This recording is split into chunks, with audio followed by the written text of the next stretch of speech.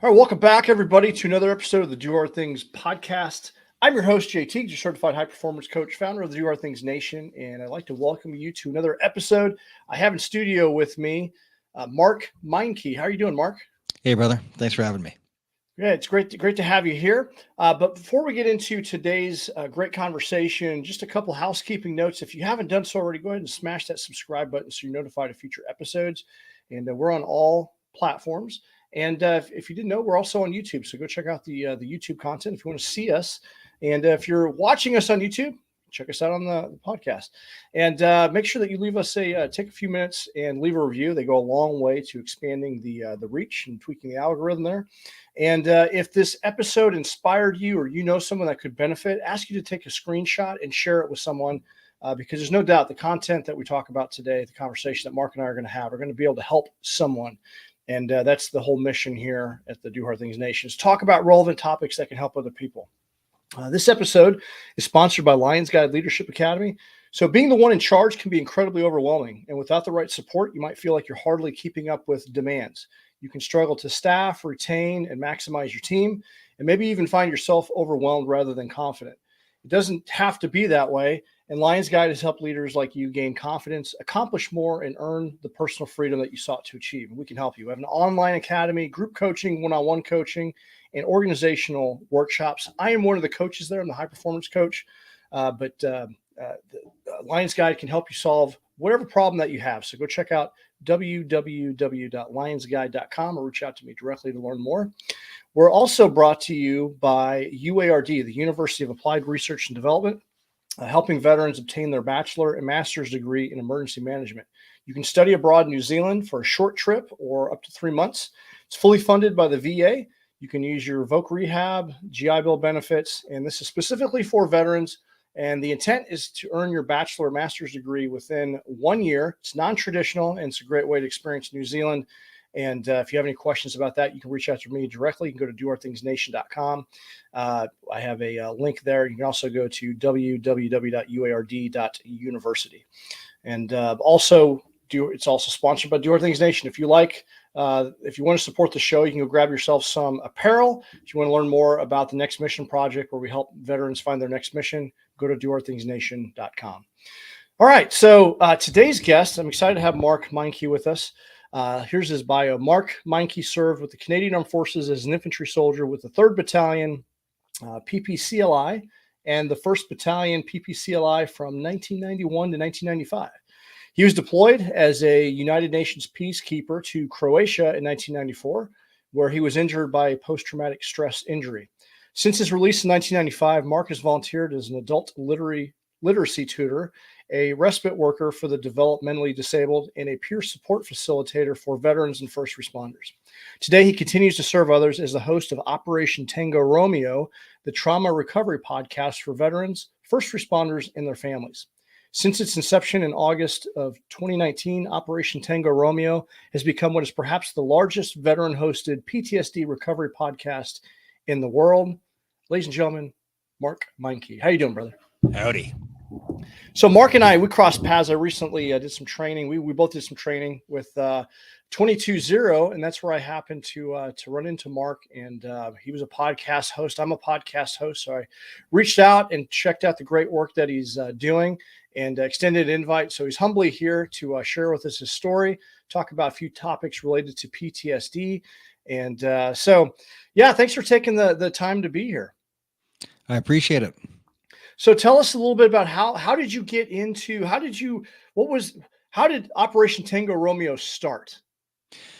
Well, I had my first show is when I was a real estate agent. It was the Meincke Show podcast. And I figured, hey, this is a good idea.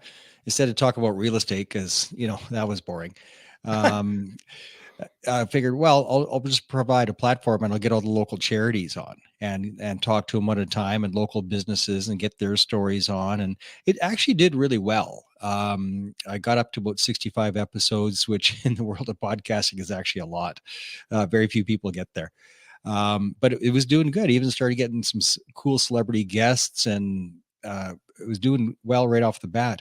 But I was also on my mental health journey at that same time. So I had been diagnosed with PTSD and trying to figure out, well, how do I navigate this? And part of that is I was part of a peer support group, and I ended up being the facilitator for the peer support group. So that was the impetus, was that peer support group, where people are telling me, these great lessons that we're learning at peer support, if only we could preserve them.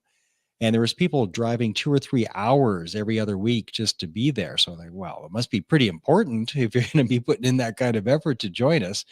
So I thought, well, how do I make this available to more than just our little group? I already had the gear, already had the Meincke Show podcast. And I thought, oh, what the heck? So I created Operation Tango Romeo, which stands for trauma recovery. So Operation Trauma Recovery. And in the beginning, I just thought it was going to be an extension of peer support, which it was for the first 10 episodes or so. But then it grew. And just kept finding more and more resources. And I'd been telling everybody else, like, hey, on your website, why don't you have a list of resources? Because there's no list. Nobody knows where to go, or there's no comprehensive list of all the different retreats and resources and modalities of healing. And I kept telling other people to do it, then I just ended up doing it. So as you go through the show list, every possible modality of healing, and that's how I found the 22-0 group when I reached out to Dan Jarvis. Everything I can find, I bring them to the show. I talk to the founders or the facilitators, the practitioners, and talk about the different modalities of healing. Because you don't have to just go to the VA or VAC up here, Veterans Affairs Canada, and go through the system as prescribed, because that can be a bloody meat grinder and a half. I'm sure it was for me. So what are the other choices? If you don't want to go to the operational stress injury clinic and go through that, what can you do? What appeals to you? Because the help that you don't use doesn't help at all. So what are you willing to try?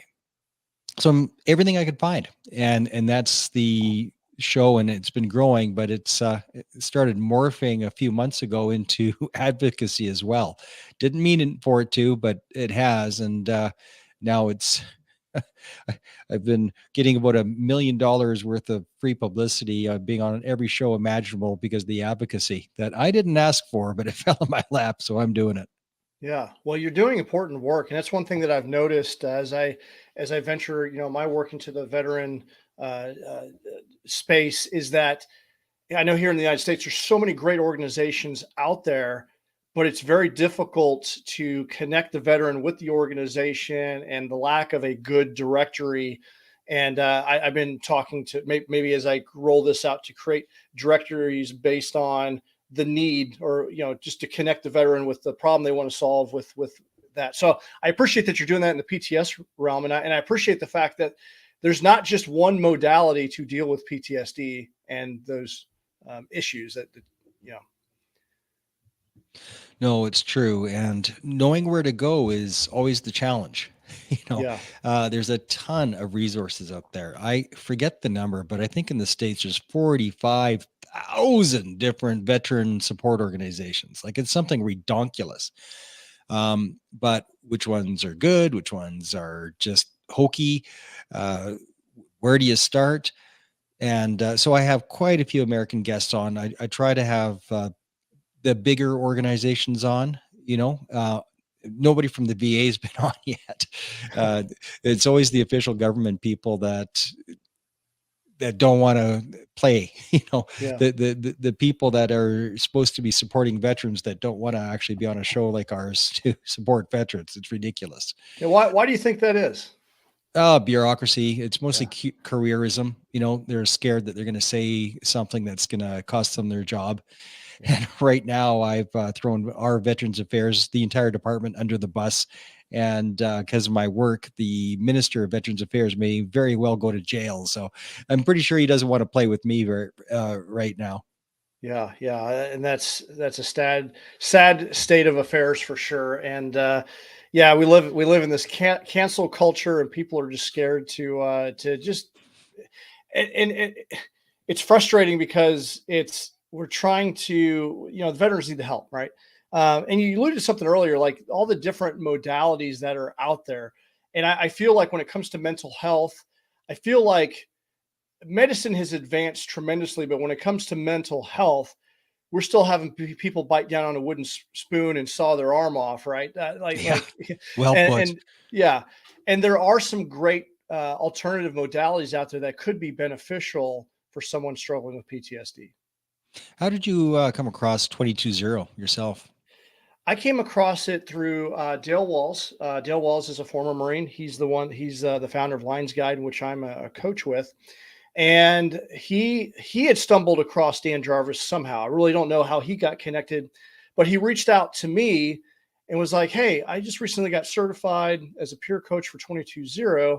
Understand you had some issues. Would you like to go through it?" And so I did. I did twice. One for some military trauma that I had, and then some childhood trauma. And it made a really profound impact on me so much. It was such a simple process too, that I'm like, okay, I've got to learn how to do this so I can help others. And that simple, I say it's simple because it's really, from a coaching perspective, easy to deliver. You don't have to dig into the PTSD, but I physically felt better after having that session. And I'm like, okay, this can serve some other people. What were And some of the symptoms that you had that cleared up? I've had trouble sleeping at night. So difficulty sleeping was a big one. I'd just have reoccurring dreams of things that had happened to me, and some of the things like, being on guard in public and things like that have subsided. The sleep is remarkably better for me personally. Yeah, it's incredible. A big part of what my show does is trying to find the better mousetrap. And it really seems like 220 might be a panacea. It could be that silver bullet that everybody hopes for, and thought that there's so many out there that think that there is no true healing from PTSD, that you can only learn to manage it. That's a really strongly held belief by a lot of people. The best you can do is just to manage the symptoms. And it's not true.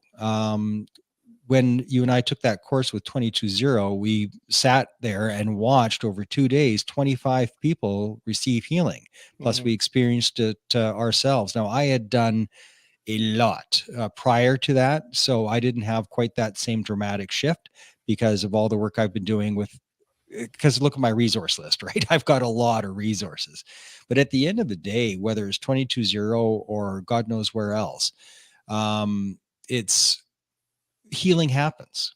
Healing happens. If you're prepared, if you have the courage and the strength to just keep going and try one more thing, try it. 220 is a form of NLP, neuro linguistic programming, and it seems to work and it seems to stick. You've experienced it. I have. I've seen it with others. I'm certainly more at peace because of the healing work that I've done. My kids have really noticed it. It's like, Dad, when I lost that expensive piece of kit on the ski hill, normally you would hit the frickin' roof, but you just shrugged your shoulders and went, it'll show up. If it's meant to be, it's meant to be. And they're like, well, who are you? Yeah. Who is this guy? That's another thing. I tend to be kind of a hothead, and I feel like I've calmed down a little bit. I still have my moments, but right? I think that I've calmed down as well.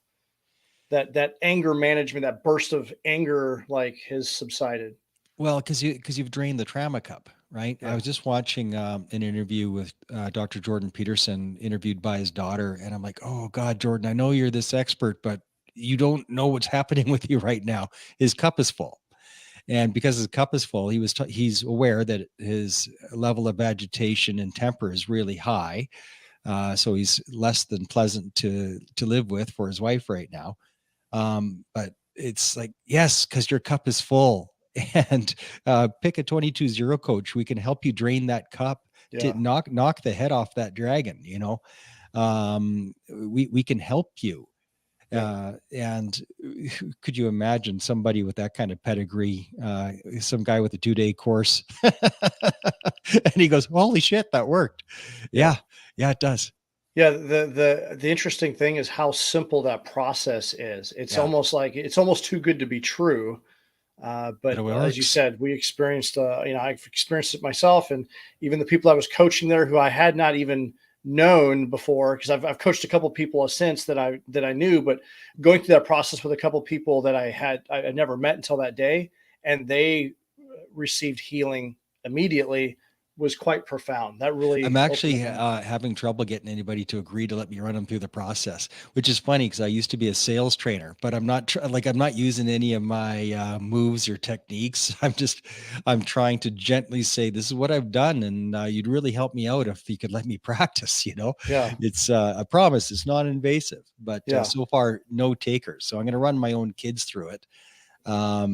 They've been blessed to not have a very traumatic life, but it doesn't matter who you are. If you run through the two main protocols of that's offered by 220, it helps you be uninhibited in your life, like that. It breaks that glass ceiling. It gets rid of those boat anchors so that you can move through your life with less restrictions. hmm But I'd like to say too, though, Jay, it's not a one and done. Yeah. Okay. So now your trauma's gone. You're no longer a slave to your trauma, and all these really problematic symptoms have abated. But now what?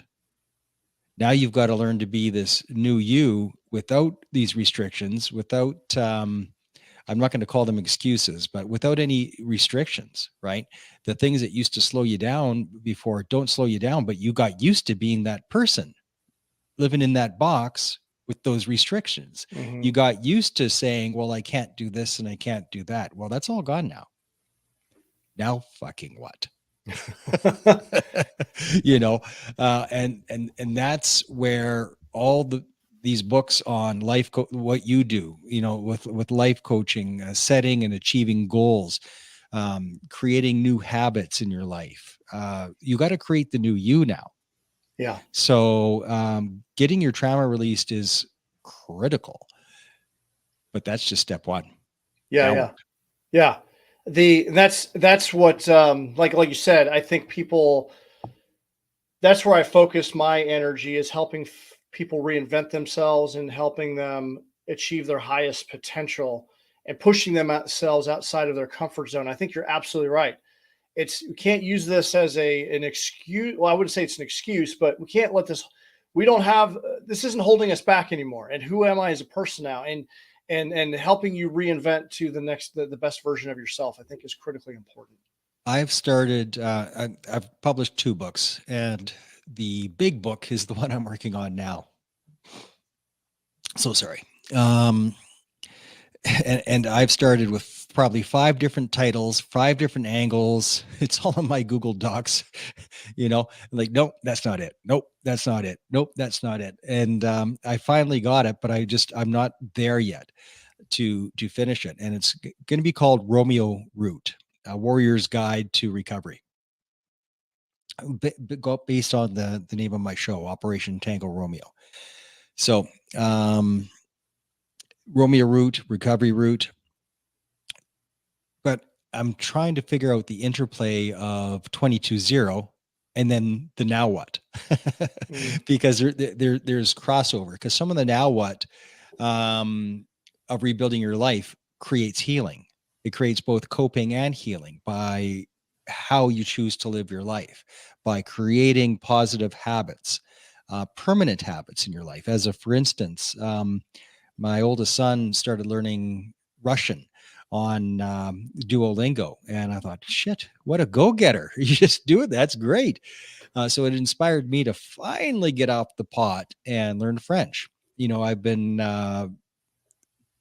farting around with the idea for my whole life, and I finally committed. Now I'm over 2 years, and every single day in a row, every day I learn a little bit of French. And then I realized, I really don't want to get dementia. Both my parents are about 85, and I can see the the signs it's starting. Like, oh boy.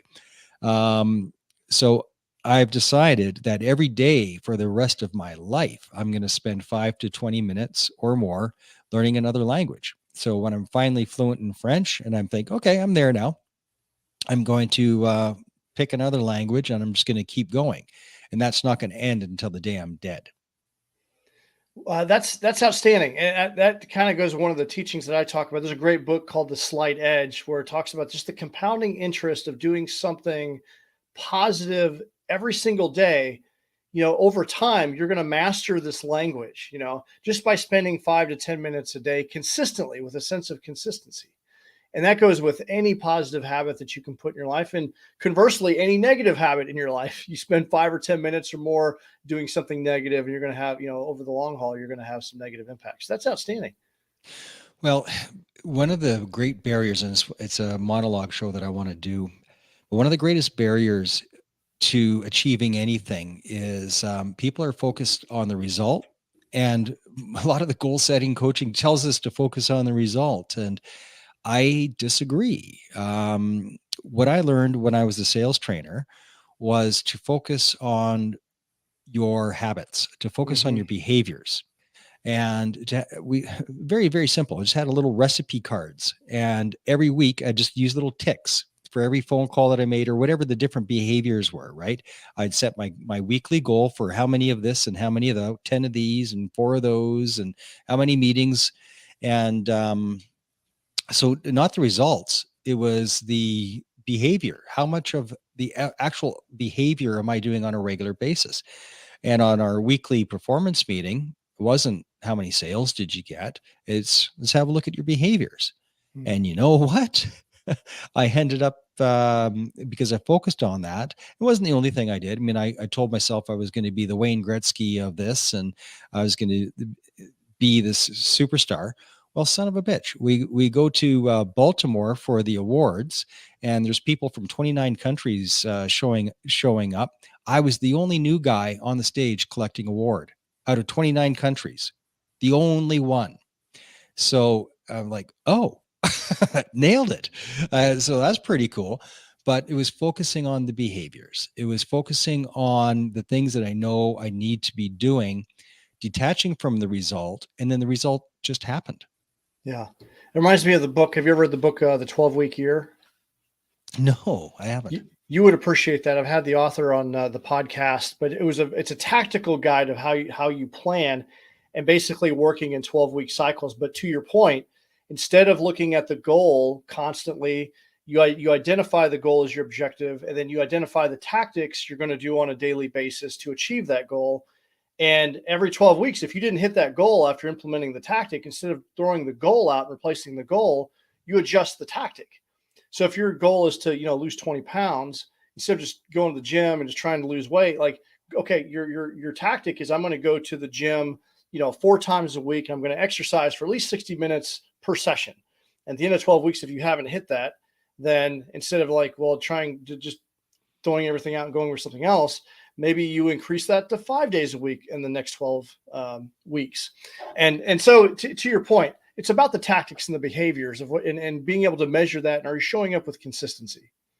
The barrier for why people don't get started, there's a couple of them.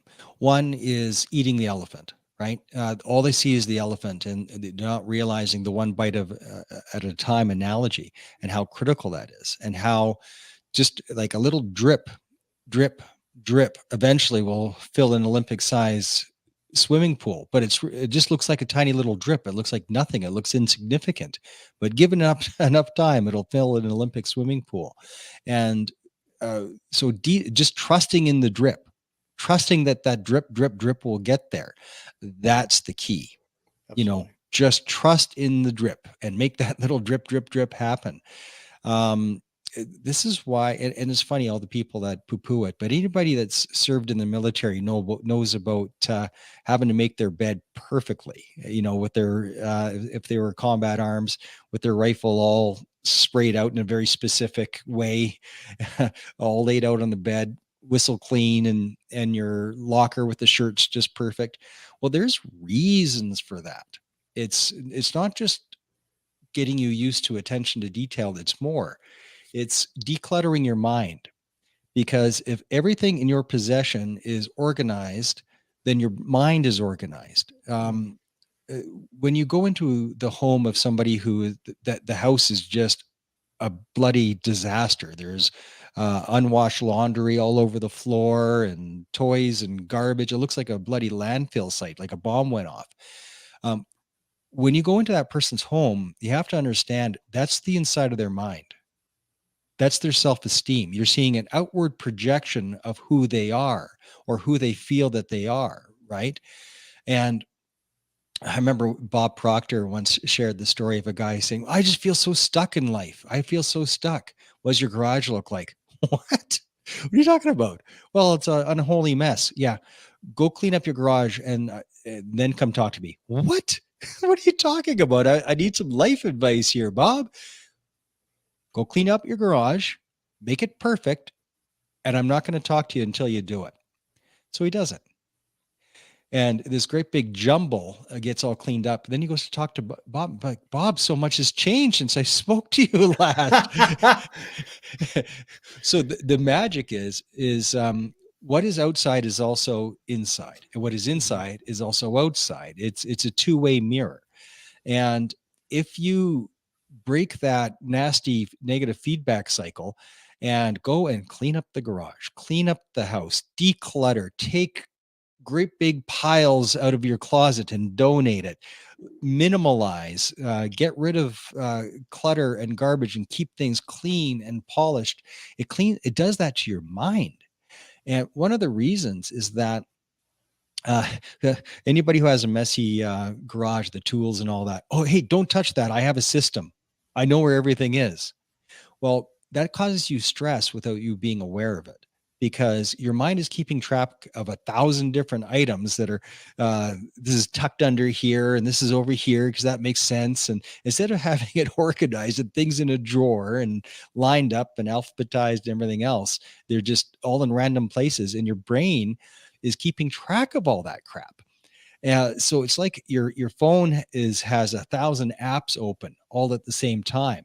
How does your phone perform with all those apps open? Not very well, right? So you organize it, you clear it out, and or you defrag the hard drive if people still do that, and it matters. All of a sudden, your anxiety, your stress, all of it is just reduced significantly because there's no clutter. There's less to keep track of. And if you're a minimalist, you have less stuff to worry about. Yeah, it reduces your decision fatigue and all of those things. I think Jordan, we were talking about Jordan Peterson earlier. I think you want to change the world, you got to start off by cleaning your house or something like that. He says, make your goddamn bed. Yeah, starts through making your bed, right? And it's the little things like that that make a big. I actually had a session this morning with a client, and we were talking about that. He was talking about being stressed and how just a simple thing. He's a very task-oriented guy. He's pretty well got his life together for the most part. But when he's an entrepreneur and he's active duty military, and talking about like he needs to make his bed more. His wife he gets up earlier than his wife. And I'm like, well, that's simple. She needs to make the bed too. The last one out of the bed needs to make their bed. But that's what we do in our house. It's an indicator of your life in general. Starts there, and then you finish the day crawling into that bed as well. So is it made or unkept? Because I tell you, when it's unkept and I got to crawl in there, I just feel like the worst days of my life, or the most challenging days of my life, are when I not making my bed. And it's something, it sounds simple and trivial, but it's absolutely true. Well, the argument is always, well, nobody sees it. So what's the point? Nobody sees it but me. That is the freaking point. That is the whole point, because it's an act of self-respect. It's an act of self-respect. If you're the only person that sees it, that means you're doing it just for you. You are respecting yourself. It's an act of self-respect. That's why it's so important. I love it. I love it. So going back to different modalities with PTSD, for someone that's listening and they've tried the old true, going into the therapist office and talking about their traumas, and it's just, I know for a lot of people it can be quite frustrating. You have to relive the trauma over and over again, and it's not quite therapeutic, and you're looking for something different. What modalities have you found that could be an alternative to that? Well, back to 22-0, you don't have to relive the traumas with that form of neurolinguistic programming. You have to remember all the different variables too. Like when you go to a talk therapist, are they any good? Are they doing if they're doing ART, are they doing it right? I had the same therapist for about 4 years through the VA back offered, and she was doing it wrong. So I got worse instead of better. When I was in a war zone, I hit a tripwire, and I'm the only guy I know that hit a tripwire without going boom. And in 22-0, you don't got to relive that moment. I mean, it's a pretty intense thing. You feel that tripwire hit your shin, and you're like, oh. It's different than a near-death experience. It was, this is it. Like I really thought that was my last moment. Like big bright flash, and see it on the other side if there is one. And I really thought I was in my last moment. So it was a death experience, not a near death. And she had me relive that microsecond for about 18 hours in total. And what do you know? I couldn't get through it. And then I go to 22-0. It's done in 8 minutes. It's ridiculous, and I'm comfortable talking about that story now. But so you don't have to re-traumatize. You don't have to relive it to process it. You just don't. Psychedelic therapy, that is becoming more and more accessible. In the States, it's becoming more like Colorado, California. There's places where you don't have to break the law to do psychedelic therapy, so that's good. Just doing it on your own is okay, but it's not the same as doing it with a guide, with a proper guide. Now, there is no certification body that for shamans, right? So you kind of have to go off of what you've heard, go on the social evidence, see what people are saying, go on a recommendation, but have a shaman or equivalent thereof. And if you think that sounds woo-woo and you're rolling your eyes, hey, embrace the woo-woo, man. It's some of the best stuff that works. I have found tremendous help with psilocybin mushrooms, which you don't have to have a psychedelic experience with the psilocybin. It is now shown quite strongly in the science that you can microdose. So microdose away. For more conventional therapies, there's something called reconsolidation therapy. There's ketamine therapies, which is also psychedelics, but under medical guidance with psychologists or psychiatrists. It tends to be a multi-week program, but once you're through that program, up here in Calgary, I'm in Alberta, Canada. So I'm just south of Calgary, Alberta. And there's a couple of different ketamine clinics, all run by doctors. And you go for a couple hours a day for a few weeks, whatever it is. I haven't been through it yet. And at the other side of things, you're good. And at least a lot better. And that, if you are really suffering, if you're acute, I always suggest finding a ketamine clinic because it's more aggressive. It's not aggressive when you're there. Like, it's not like this aggressive thing you have to endure. It's aggressive in so far as more results in a shorter period of time. So if you want to go with doctors and do this, semi-official route, get into a ketamine clinic. You'll get more there for sure. Equine assisted therapy. Now, this has been made fun of by Hollywood, and again, are you doing it right? Are you good practitioners? Are you not good practitioners? So again, like, go on recommendations, Google reviews, that sort of things. But I can tell you, I have learned wonderful things because, and have increased my self-awareness considerably as a direct result of equine assisted therapy. And my wife and I are at the end of the month here, we're doing a couples equine assisted therapy. So it's going to help us connect better. And I have a happy marriage, but this is going to help even more. And looking forward to it. So big believer in the horses. Yeah. And it has if people think, oh, my assistance dog or my support dog, two different things, different lessons. It's apples and oranges. So you cannot replace or supplement one with the other. Yeah, I've heard a lot of great things, kind of going back to your point about the psychedelics, the ayahuasca, but you've got to do it. I have one friend that did it once with, he did it with, I guess, in a house full of people with not a properly, I don't know if shamans are properly trained, but very inexperienced. And it wasn't a very good experience. But then he also went down to one that had a really good reputation down in Mexico and had a life-changing experience and cannot recommend it enough. And like you said, there's a lot of research and science behind it now that's saying that's definitely a potentially good strategy to help you with rewiring the brain, if you will, right, in a positive way. All these experiences offer you lessons, but then you have to start with, am I ready for that lesson? What's my mindset? Mm-hmm. Like, it's not going to magically change you if you're not ready for that change.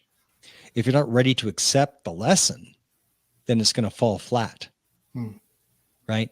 You hear of people like Will Smith, who's done 30 or 40 ayahuasca journeys.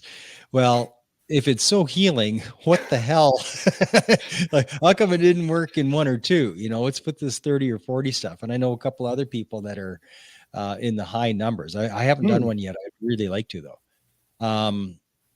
But are you ready for that lesson? So you have to really examine yourself going in and after. Like, am I open-minded? Am I pig-headed? Am I willing to change? Am I willing to learn? That's an excellent point that goes with nearly anything, especially as I work with clients and coaching. Some people are just not ready to change. They like the idea of change. They're just not open-minded and ready to receive and execute and do what's needed to be done. What's the old saying? The two things people hate the most, the way things are and change. Absolutely. Yeah. So I love the alternative methods for someone's listening. You want to try something different, and I appreciate the fact that you said with all of your previous experiences, because we hadn't spoken since then, that you believe that 22-0 and that training is up there as a solid option. It's right at the top of the list. I need to get more volunteers to accept me running them through the protocols. It's funny to me that even with my credibility because of my show and my network, I figured they'd be beating down my door. Nope, not so much. Why do you think that is? What do you think the block is there? Because I've experienced similar. The two things people hate most: the way things are and change. Yeah. So I keep asking people to listen to 216. That's the episode I had Dan Jarvis on. So that's over a year ago. I'm at 272 or something now. But and Pam Arnell is going to be on later this month. So she's the other 22-0 person. Yeah. But it's worth a shot, and I promise it doesn't hurt. It's not painful to go through. Yeah. So it doesn't take a lot of time. No, it doesn't take a lot of time. It's not a meat grinder. You're not re-traumatized. If you can find a 22-0 coach, give it a whirl. Yeah. Because it's definitely worth your time, and it's not going to waste your time. Well, for those listening, you got two 22-0 coaches right here in the flesh, waiting to receive. If you're ready for change. Waiting to receive. Yeah, we'll help you out. There's and I think is the rule, Jay, that we're not allowed to charge. Yeah, I mean, I don't charge. I think that's the rule. Yes, correct. Yeah, and there's only 3 of us in Canada, so we need to get a few people through the protocol and experience it themselves, so that they go, "Oh, geez, that worked, son of a gun," and then sign up for the next course so that they can do it and help others. The one thing I wanted to talk to you about, because it caught my eye as I was looking through your podcast and listening to a couple episodes, and which was really where, because I was telling you before we hopped on the show today to record, that I watched a movie called Plan 75. And the premise of it is the Japanese government has an abundance of elderly people, and for cost-saving measures, you can join this program, and essentially it's assisted suicide, right? And they give you X amount of money, they help you with your family, blah blah blah, and it's just just a way to peacefully end your life on your terms. And I felt uneasy watching it. It felt kind of weird, and I'm like, oh, cool. It's just a TV show. And then I listened to your podcast. I happened to, catch that episode about the MAID program. And, I know this is some of the work that you're doing now and the conversations you're having. Could you tell us a little bit of those that are south of the border, what the MAID program is? Sure. So MAID stands for medically assisted in dying. It just means assisted suicide. It's euthanasia. And I was not aware of it until August of last year. But now I'm up to my eyeballs in it.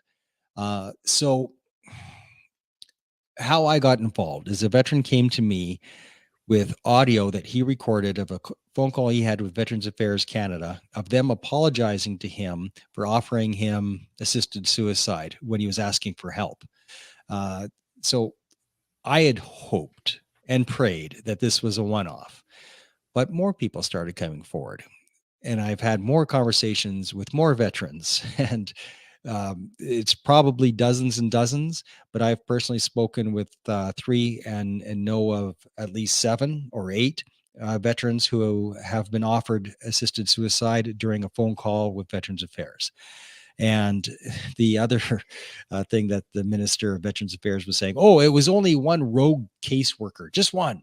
Yeah, well, I know that's just not true. That's pants on fire. There has to be a minimum of 5 caseworkers that I am aware of for sure. And if it was 5, it was policy. So they're backpedaling saying it was not policy. It never was. It never will be. Yeah, it was. And now they're in cover their ass mode. And I'm still working to get more whistleblowers to come forward. Hopefully, people that actually worked at Veterans Affairs that knew about this get a copy of the memo, something. Yeah. But I'm still pushing for it and encouraging people to come forward to me. And there is a police investigation that's now been opened. The minister says that he opened one, but he didn't. And I knew he didn't because I'm the star witness and nobody's called me. So I went down to the local police station of the Royal Canadian Mounted Police, and I opened my own. So it's coming. We're doing the digging now, and we're trying to get to the bottom of it. And I'm a bit of a honey badger. I'm not going to stop. So I'm going to keep going. Is medically assisted suicide available for the masses in Canada? It is. Okay. I'm not familiar with the law up there. When it first opened up, so I've learned a fair bit about it since. When it first opened up, the idea was, well, okay, it's only for the terminally ill and chronic pain, untreatable pain. I said, well, that seems reasonable. If your dog, you put down your dog or you shoot a horse, if you can't fix them, it's better than suffering. So that seemed reasonable, but the slippery slope started almost instantly. And it has gone into bizarro land. Like people are going to say, oh, you're a QAnon conspiracy theorist. Like, no, I'm not. This is actually in writing. If you go to MAID Canada and you look at who qualifies for MAID, they're pushing right now. And because of the work I've been doing, they finally paused this push. In March of this year, it was scheduled to be opened up with 0 barriers. So open up for mental health for anybody. And as young as the age of 12 is what people have been pushing for. 12 and 16 years old without parental consent. Without parental consent? So imagine you pack a lunch for your 16-year-old. They get on the bus, and then you're looking out the window. You see the bus. Your kid doesn't fricking get off the bus. Well, where's my kid? And a couple of days later, somebody calls you. Well, we killed him. And apparently, I feel physically uneasy. I just feel. Well, it's already happened. I haven't verified this one yet, but I just learned earlier today that a 17-year-old has already done it. So where the hell's my kid? Hey, my kid's missing. Where's my kid? Then they get a phone call. Well, we killed your kid. And It's already happened to a 17-year-old is what I was told earlier today. That is not verified. I have to verify that, but that's where it's at right now. And they say, well, it's not available for mental health until March. And now it says, oh, no, we're not going to do that now. We're going to slow down the bus. But there's people that already have. So that means that you killed them illegally. Like, never mind the moral, like it's actually illegal to kill somebody for mental health. And yet it's happened. And I know it's happened. There was a fella, April 24th, and on Vancouver Island, so just north of Seattle. And he was 24 years old. He was missing an eye and had some depression. He's dead now. Wow. Because he was missing an eye and had some depression. There's no chronic pain. There's no impending doom of like a terminal illness. Yeah. He just wanted to step off the planet, and they said, sure. Wow. There's doctors that are going for their personal best and bragging about it. You know, it's like, we're going to increase these numbers every month, personal best every month. We're going to put more people through, kill more people.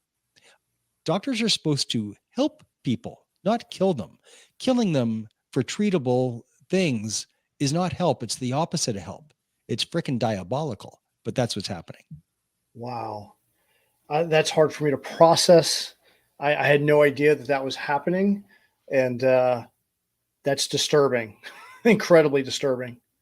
Well, it's like a bunch of Dr. Morgenthalers out there, or Mengelas. You know, there's something about that profession that attracts sociopaths and psychopaths.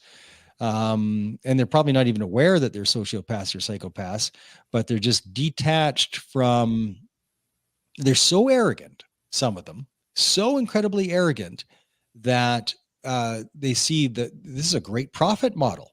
Like I need to, part of the digging I'm doing, I want to find out how much a doctor gets paid for killing somebody, how much they get paid for MAID. I got to find that number. Cause I bet you it's pretty good. I bet you my assumption from what I've seen is that it's a better profit model than just treating somebody for that 5-minute doctor's appointment that people get. They probably get paid double or triple, I'm guessing, but I need to verify that and figure that out. It's just easier for everybody. If you just have this ailment, we'll just take care of it. You just go to sleep, never wake up. Yeah. You're a burden on society. Yeah. You're done. Well, that Plan 75 that I watched is right up there just with the elderly, and it's creepy. And it's, wow. And kind of with the, if that's just so incredibly disappointing on the lowest possible level. If that's how we're going to view mental health, and that's the way ahead, right? That's the method. That's how we're going to solve this problem. Well, there's documented cases, and they've been interviewed and on the news right now of people that are told, look, you're too expensive. We're going to kick you out of this public housing. So you're going to end up homeless, and that's that. So they're going to get killed by MAID, not because they want to die. They don't want to die. They want help, but the help isn't there, and they don't want to be homeless. So their choice is, we'll kill you, or you're going to live on the streets. And there's people choosing, then kill me. So we're literally killing homeless people. There's another fella in the hospital, costs $1,600 a day to keep him there. And he recorded the conversation with the doctor saying, you cost us like $1,600 a day. Have you ever considered this medically assisted in dying? Oh man. Because you're fucking expensive. Yeah. Oh, that's like something out of a horror movie. Now, if that's not a sociopath, if that's not a sociopath or a psychopath uttering those words, like, how else do you describe that? Of course, that's a psychopath, but that psychopath is wearing a white jacket, and we've been taught to worship people with medical degrees. Yeah, they have a God complex, and man, wow. Well, I have a hard time after that. My thought, I have 14-year-old daughters. I have triplet daughters, and just that whole getting off the bus one day and not coming back. That's terrifying. That's absolutely terrifying. And this is very horrific. So I applaud the work that you're doing as you investigate this. And I'm looking forward to, I'm going to be keeping an eye on it and following your journey as you do your work to help uncover this, because this is tragic. And morally, it is something else. And we're trying to get an external investigation going right now for Veterans Affairs Canada, because it's the fox guarding the hen house right now. We're investigating. You can't investigate yourself. You know, it's like a guy knocks over the 7-Eleven and says, I'm going to investigate, find out who did that. It's like O.J. Simpson. I'm looking for the real killer. Is this a popular policy? Like, is it supported, just the MAID program in general, by the populace up there? There's a children's book by Health Canada promoting MAID. A freaking children's book. Where they can indoctrinate the youth as an option as they get older and be okay with it? Yeah. They're planting those seeds in children that this is a great way to go. Die with dignity. They're telling kids how to die. Children. Yeah. It's unbelievable. Yeah. I swear, you know, the craziest guy of all, Alex Jones, he's right more than he's wrong. You know, he was talking about this stuff 10, 15 years ago. And here we are. It's like, how did you know? Like, it's actually happening. Yeah. That guy, that wingnut is right. So maybe he's not such a wingnut after all. Yeah. It's almost like something that would be like on The Onion or something like that. And even then, it's crazy. It's wow. Yeah. Well, I had no idea that was going on. So thank you for the education there. It makes, as soon as I get some time, I want to look into this, because I had no idea that was happening. And that's, well, it's part of the, and not to get into politics. I mean, I've been on both sides of the aisle. And one time I was a socialist. I was a card carrying member of the Socialist Party in Canada called the NDP, voted for Jack Layton years ago. So, I mean, I've been all over the map, and now I'm more conservative leaning for sure. But the Liberals aren't Liberals anymore. They've left the reservation, man. Like they've turned into this radical group that do nothing but scream and yell if you disagree with them. Yeah. And they're the ones pushing for assistance in dying for anybody, and promoting it and pushing it like it's bonkers. Yeah. Well, we have, same with politics down south here. Both parties have kind of left the reservation a little bit, if you will. So, but we don't have this particular topic yet. Which I wish I wasn't using that term. It sounds racist as hell. I gotta find a different way of expressing that particular term. But people have lost their sense. They've lost their minds, and they can't see it. Yeah. Well, I know we're both up against a hard stop here because we both have other podcast commitments. Are we at an hour already, Jay? We're at an hour. So, well, I appreciate you taking the time to be on today. I had a fascinating conversation about all topics on PTSD. We appreciate the work that you're doing. How can people get in contact with you? Well, probably the easiest way is through the website that is usually up and working, Operation Tango Romeo, or OperationTraumaRecovery.org, OperationTraumaRecovery.org, or my Facebook page, both my personal Facebook page and the Operation Tango Romeo Facebook page. For the podcasts, all the usual suspects: Spotify, Google, et cetera. Spotify is probably the easiest and gets there the quickest. And also, I'm somewhere on YouTube. I don't really man that page very much, but I live stream onto YouTube, LinkedIn, Twitter, all these places. Awesome. Well, if I ask my audience if they gained any value, go follow Mark, what he's doing. You're doing important work. And I'll definitely be subscribing and listening to your podcast, because just a few that I've listened to were fascinating. So I appreciate the work that you're doing. Fan of the podcast. Appreciate you taking the time being here today. Thanks for helping me do hard things. Absolutely. So for everyone out there, hey, keep doing hard things.